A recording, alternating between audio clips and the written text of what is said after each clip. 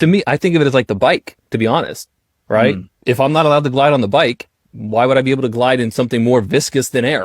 It doesn't make any sense.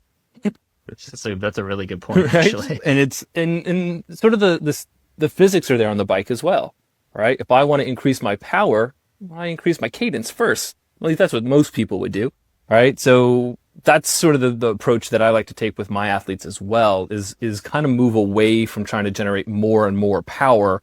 How do we have finesse? How do we stay in continual motion? And especially for open water, that's something we need, where we don't feel, it's the best way I can describe it is we don't feel anchored, where like I'm not dropping my body to a position that I feel stable. My momentum makes me feel stable, but if my body's making me feel stable, I'm preventing myself from moving in a way. So that's kind of the mindset that I keep. Well, it's interesting. Like, I never really talked about this with anyone because I feel like no one quite understands it. But with that long front quadrics freestyle, it's like your opposite foot like kicks, and then you get into your catch, right? But it's like that rotation. But when I get into my stroke, like I'm actually like kicking when my arm is under my body, like just way late. So it's like it's almost just this like momentum thing, but my arms are continually moving. It's like that 2-beat kick, but it's not like the 2-beat long stroke. It's like this delayed kick. So my turnover just keeps going and there's no pause out in the front. So that's how my sister swam. Nice. And she's got fifth at NC2As in the 500-yard freestyle, Nice. like back in the day, So she's like super good. And that's how she swam. And I have like a hybrid stroke of that a little bit. And especially when you go to the open water, it's like, it's like it's this popping of the hips when your arm's coming underneath you, not like setting it up. And then, it's a little bit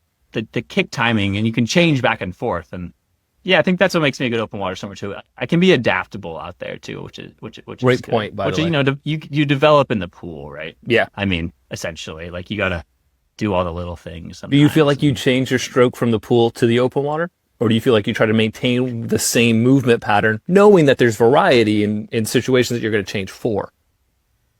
Yeah, I would say like when I'm swimming easy in the pool, it's like that longer stroke. But Yeah. like when, if I'm doing 200 reps or 100 reps in the pool, I think my stroke's pretty similar to the open water. Okay. It's the same reason I got good in the first place, quick stroke rate. I'm not gliding too much out front. Like I'm taking a lot of strokes. My stroke rate's good. I can use the kick to propel myself when I need to and try not to do it too much, but it's kind of ingrained in me when I swim fast. You like kind of kick hard too.